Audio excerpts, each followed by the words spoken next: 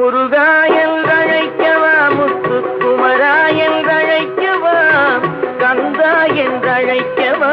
கதிர்வேலா என்றழைக்கவா, எப்படி அழைப்பேன் உன்னை எங்கே காண்பேன்